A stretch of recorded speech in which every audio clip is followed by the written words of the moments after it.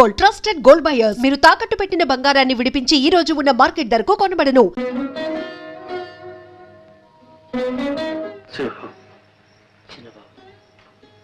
అది హైదరాబాద్ వెళ్ళే రైలు కదా. అవును, అది నా గుండెల మీదకి వెళ్తుంది. దుర్గా ఆ రైల్లోనే వెళ్తుంది. రైలు తిరిగి వస్తుంది. దుర్గా ఎందుకని రాదు. దుర్గా పిలిస్తే నేనెందుకు వెళ్ళలేదు? అందుకే మనసు విరిగిన మనిషి, మరణించిన మనిషి మళ్ళీ రావడం అసంభవం.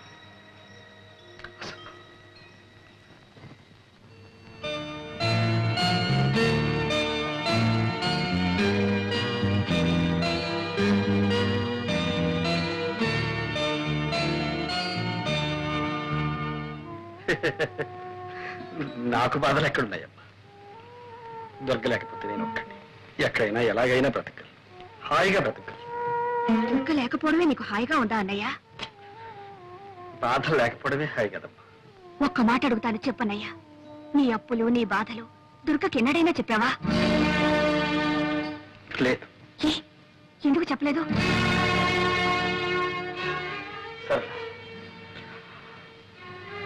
మొగుడిని ప్రేమించడం వేరు, అర్థం చేసుకోవడం వేరు. దుర్గకు ప్రేమించడమే తెలుసు, అర్థం చేసుకోవడం తెలుసు. ఆమెకి చేతగా. అలాగని ఆమెకేమీ చెప్పకుండా అన్నీ దాచుకున్నావు. నీ కష్ట సుఖాలు చెప్పలేదు, నీ ఇష్టాయిష్టాలు చెప్పలేదు. నువ్వేం చేస్తున్నావు, ఎలా సంపాదిస్తున్నావు, ఎంత సంపాదిస్తున్నావో ఆమెకి తెలియదు. చివరికి నీ వినోదం కోసం నువ్వే చక్రపాణి అన్న సంగతి కూడా ఆమెకి తెలియకుండా దాచుకున్నావు. ఇన్ని దాచుకున్న భర్తను ఏ భార్య అయినా ఎలా అర్థం చేసుకుంటుంది? అతని బాధల్ని ఎలా పంచుకోగలుగుతుంది? అన్నయ్య, దుర్గేలా కావడానికి నువ్వే కారణం. నిజమేనమ్మా, అన్ని దాచుకున్నాను, మింగుకున్నాను. 4 ఏళ్ళు తన అర్థం లేని ఆత్మాభిమానాన్ని, అహంకారాన్ని సహించాను, భరించాను. సొంతలు విడిచిపెట్టి అద్దెకొంపుకు వచ్చినప్పుడే చెప్పారు, మీ పుట్టింటి నుంచి ఏమీ తెప్పించుకోవద్దు వినదా? ఎన్నిసార్లు మీకు వీలు కాకపోతే చెప్పండి, నా పుట్టింటి నుంచి తెప్పించుకుంటారు. ఎన్నిసార్లు నా పేదరికాన్ని గుర్తు చేసి. ఆ బాధ నీకు తెలియదమ్మా. తను ఏ ఆట ఆడినా, ఏ పాట పాడినా నేను కాదలేదు. ఇల్లే అమ్ముకున్నాను, అప్లై చేశాను, ఏం చేశాను? నన్ను సుఖపెట్టడానికి, సంతోషపెట్టడానికి ప్రయత్నించాను. నా స్థితి తనకు మాత్రం తెలియదా? ఏం చేస్తున్నారు, ఎక్కడి నుంచి తెస్తున్నారని ఒకసారి అడిగిందా? ఫ్రిడ్జ్ అని, టీవీ అని, కనీసం ఇన్స్టాల్మెంట్ లో కొనాలని అన్ని పెంచుకుంటూ పోయింది. తెచ్చిస్తే తీసుకునేది, తెచ్చకపోతే తెప్పించుకుంటాను అని. అలాంటి దాంతో ఏం చెప్పమంటావు, ఏం చేయమంటావు? అయిపోయి నా ఓపిక కూడా ఓకే.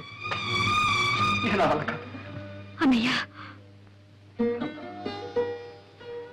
ఇన్నాళ్ళు నా మనసు ఒంటి స్తంభం మేడల ఒక్క దుర్గపైనే ఆధారపడి తను వెళ్ళిపోయింది. కాస్త కూడా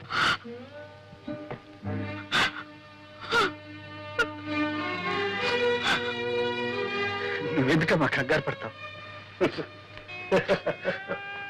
నేను చచ్చిపోతాను అనుకుంటున్నావా? నో, లేదు. నేను అంత తేలిగ్గా చచ్చిపోలే. నేను వెనకపోతే నాకున్న బాధలన్నీ అనాథలైపోయి. అందుకని నేను పోను. అమ్మా కవిత, మీ డాడీ రాలేదేమమ్మా? మా డాడీకి ఒకటి జ్వరం, తలనొప్పి. ఏ డాడీ కొంట్లో బాగాలేదా? అవును తాతయ్య. మరి మమ్మీ నువ్వు వచ్చేసరే? మా డాడీ మమ్మీ పోట్లాడుకున్నారు, ఇక రానని వచ్చేసింది. ఓహో, అలాగమ్మా. నీకేం భయలేదమ్మా, డాడీ దగ్గరికి నేను పంపిస్తానుగా. వెరీ గుడ్ తాతయ్య. Very good. నువ్వు వెళ్ళి ఆడుకోమ్మా. ఏమిటండి ఇది?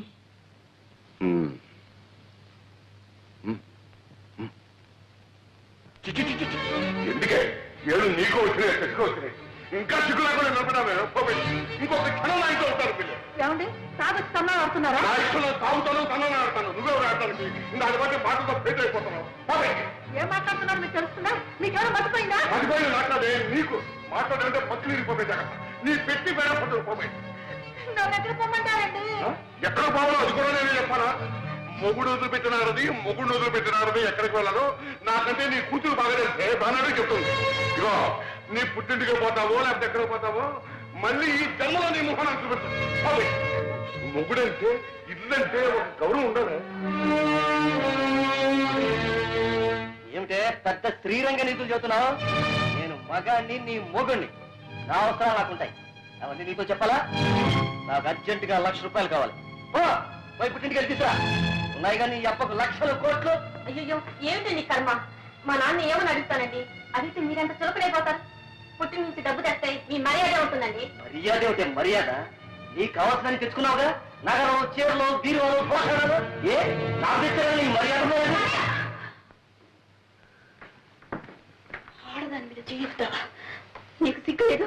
ఏమో ఏంటి సిగ్గు గిగ్గు అంటున్నావు? ఇది మా భార్య భర్తల విషయం. నువ్వెవరు కలిగి చేసుకోవడానికి? నీ ఇంట్లో నీ పెత్తనం చలాయించుకో. ఇది నా ఇల్లు. నేనేనాడు ఇంట్లో కాలు పెట్టానో ఆనాడే నా ఇల్లు. నీకేం సంబంధం? వదిన మొగుడితో ఏదో బుద్ధిగా కాపురం చేస్తున్న దానిలో తగుదనమ్మా అని వచ్చి నీతో చెప్తుంది నీతులు.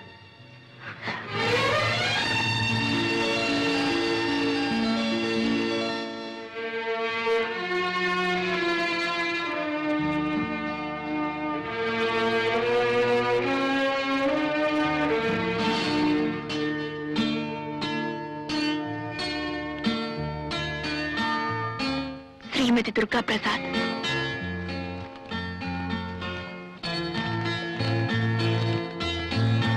దుర్గా, నువ్వు వెళ్ళా. ఈ ఇల్లు, నా కళ్ళు, నా మనసు అంతా ఖాళీ అయిపోయింది. నా ఆరోగ్యం బాగోలేదు. తొందరగా రా. వీలైతే త్వరలో కొంత డబ్బు పంపిస్తాను. నీ ప్రసాద్. మీకింత సుస్థి చేస్తే నాకు ఒక్క ఉత్తరమైన రాశారా? అంత మాత్రం బాధ్యత లేదా? రాశాను దుర్గా, నీ ఉత్తరం రాశాను. ఎందుకండి అబద్ధాలు చెప్తారు? మీ మనీ ఆర్డర్ అందినప్పుడు మీ ఉత్తరం అందదా?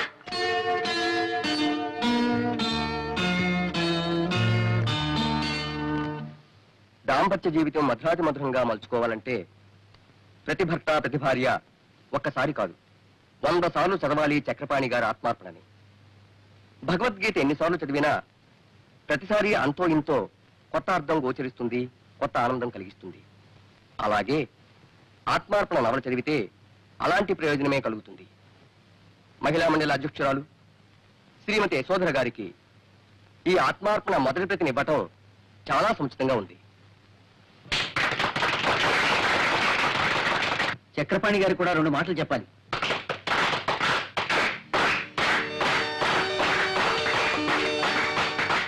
మిత్రులందరికీ నమస్కారం. ఒక రచయితని గాని, కళాకారుణ్ణి గాని తను చేసిన ప్రయోగాల గురించి తననే మాట్లాడమనడం అంత న్యాయం కాదు. ఎందుకంటే అతనేదైనా చెప్పదలుచుకుంటే అతని రచనలే చెబుతాయి కాబట్టి. మరేదైనా కొత్త సమస్య తలెత్తితే మరో కొత్త రచన పుట్టుకొస్తుంది, అంతే. సెలవు. దుర్గా, నిజమేనా? చక్రపాణి మీ ఆయన? మీరిద్దరు తోడు దొంగ సుమ్మా. సొంతలు కూడా చెప్పకుండా అమ్మ దుర్గా, నాతో కూడా చెప్పలేదు, అంత దాచుకున్నావు. ఉన్నాడయ్యా, ఇంత గొప్ప రచయిత భర్త కావటం ఎంత అదృష్టమో తెలుసా? అరే, ఆయన పుస్తకాలు 3 సార్లు చదివాను. చక్రపాణి మా బావగారని తెలిస్తే ఒక్కొక్కటి 6 సార్లు చదివి ఉండేవాడమ్మా. ఆనాడు కింద భూమి పైన ఆకాశం తప్ప ఏమీ లేని దరిద్రుడు అన్నావుగా. ఇప్పుడు సంతోషంగా చాలా సంతోషంగా ఉందండి.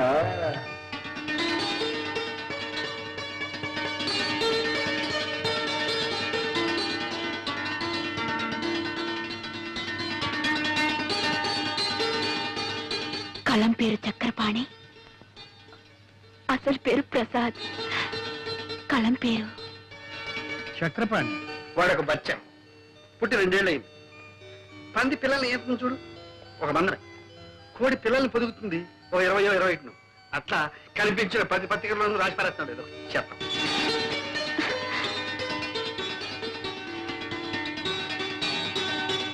ఆత్మార్పణకు మరో పేరేనా?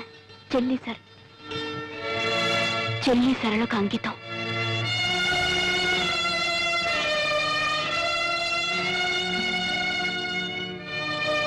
ఈ నవలకు జవం జీవం. నా అర్థానికి దుర్గా.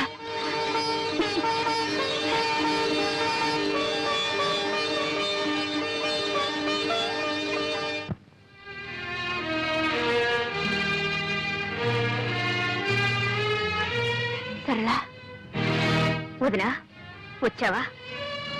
అవును సరళ, సరాసరి నీ దగ్గరికి వచ్చేసాను. మీ అన్నయ్య దగ్గరికి వెళ్ళాలంటే నాకెందుకో జంకగా ఉంది. చాలా ఆలస్యంగా వచ్చావు వదినా. అన్నయ్య నీకు శాశ్వతంగా దూరం అయ్యే వరకు నువ్వు పట్టించుకోనే లేదు. సరళ, ఏమైంది సరళ? ఏమైంది? కంగారు పడకు, నాకంతా అయోమయంగా ఉంది సరళ. ప్లీజ్, ఏమైంది? నువ్వు వెళ్ళిపోయిన తర్వాత అన్నయ్య ఎంత కష్టంలో ఇరుక్కున్నాడో తెలుసా? సేఠ్, ఎందుకు ఈ గొడవ? గొడవ? అరే, హంపి అప్పు వసూలు చేయడానికి రావడం గొడవ. మీరు కోర్టుకి రాకుండా మనిషి పత్తా లేకుండా పోతే అది గొడవ కాదు. సామాను జప్తు చేయడానికి వస్తే అంతా అమ్మ గారిది అయ్యా గారిది కాదు అని మీ వాడు మీదికి దూకితే అది గొడవ కాదు. అది కాదు సేఠ్, వాడు చెప్పిందంతా నిజం. ఇక్కడ నువ్వేమీ నవ్వు మర్యాదగా జప్తు చేయనిస్తారా? సరే సరే, అది నాది కాదు ఇది నాది కాదని మడత పేచీలు పెడితే రేపు ఈ పాటికి అరెస్ట్ వారెంట్ తెచ్చి అతన్ని జైల్లో దోయించేస్తాను. నువ్వు నా చిన్నబాబుని జైల్లో కూర్చోబెట్టున్నావా? ఎలా పెడతావో చూస్తా. నేను చూస్తాను. ఏం చూస్తావు? సింహం, నువ్వు ఊరుకో. సెచ్చి, ఈ నగలు తీసుకొని నీ బాకీ కింద జమ కట్టుకోండి. అమీనాజీ, అదండి పోదాం.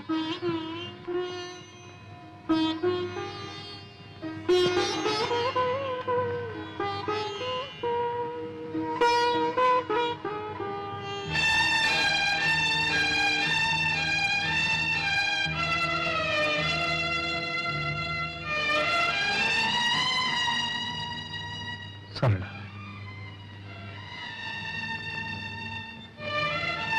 తీర్చగల రుణాన్ని తీర్చి తీర్చలేని రుణాన్ని నాకు మిగిల్చావా? అన్నయ్య అంత బాధలో కూడా నాకు కబురు చేశాడే గాని నీ పేరు తలపెట్టలేదు. ఒక ఆడది భర్తను ఆదుకోగల ఆపద ఇంతకన్నా ఏముంటుంది? వదినా, నువ్వు ఒకప్పుడు అన్నావు చోట్లేనింట్లో చోటు చేసుకొని బలవంతంగా బ్రతకడం కట్టి వెళ్ళిపోవడం మంచిదని. ఇప్పుడు నేనంటున్నాను నువ్వు వెళ్ళిపోవడమే మంచిదని. నీకెదురయ్యే అవమానాన్ని నువ్వు భరించలేవు.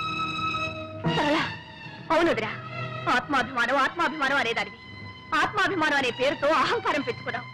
కానీ ఆత్మాభిమానం అంటే ఏమిటో నిజంగా నీకు అర్థం తెలియకుండా పోయింది. భార్యాభర్తల మధ్య కావాల్సింది ఆత్మాభిమానంతో పాటు అవగాహన. ఆ అవగాహనే ఆత్మార్పణం. ఇదిగో నా నగలు కాదు, నా అహంకారం. నీ నగలు విడిపించుకో. నేను నా స్థానం పోగొట్టుకునుంటే దాన్ని తిరిగి సంపాదించుకోగలను. నేను ఎన్ని తప్పులు చేసినా ఆయన నన్ను క్షమిస్తారు. నాకు ఆ నమ్మకం ఉంది.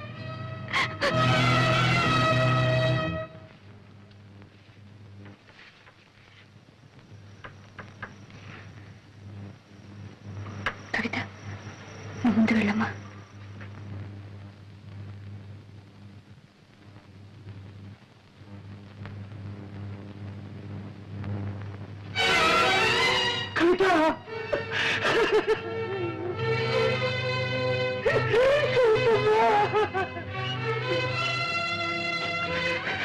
అమ్మ రాలేదమ్మా. అమ్మ వచ్చిందా?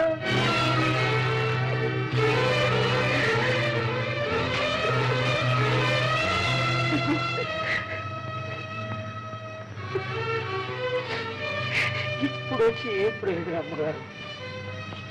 అంతా అయిపోయింది. ఏం జరిగింది? అసలు విషయం ఏమిటో చెప్పు. ఏముందమ్మా, ఒకటే విషయం.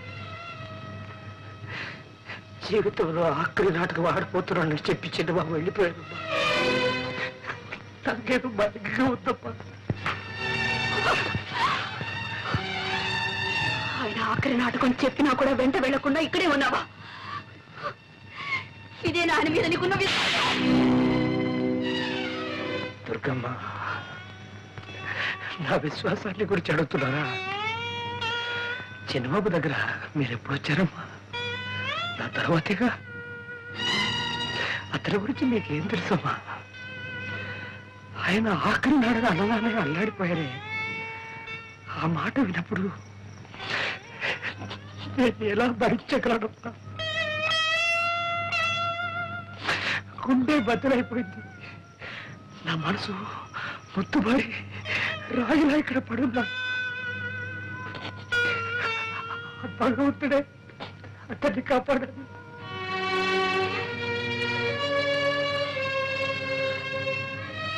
నాటకం ఎక్కడ? కళాభారతిలో. కవితను తీసుకుంటా.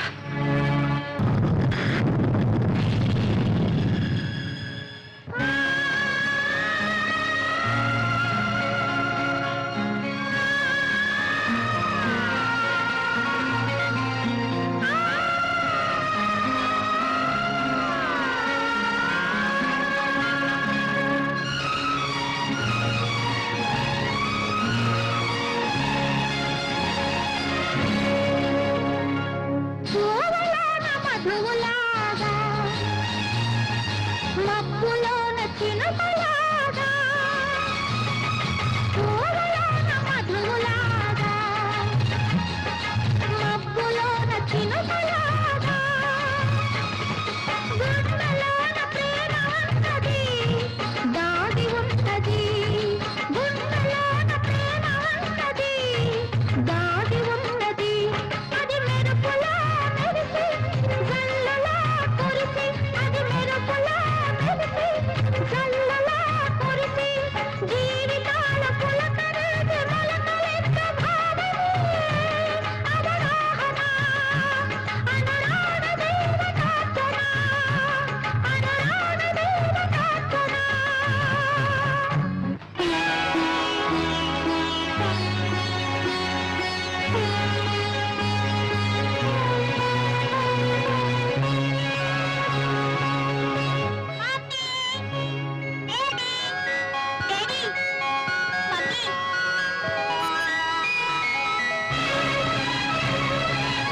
And for more videos, Please subscribe to iDream. Please subscribe to iDream. Please subscribe iDream. And please subscribe to iDream. For more videos, subscribe to iDream. please like, share and subscribe to the channel. Congratulations iDream. Subscribe to iDream. Subscribe to iDream. So subscribe to iDream Media. iDream team అందరికి huge congratulations. Please subscribe iDream media. Please subscribe to iDream.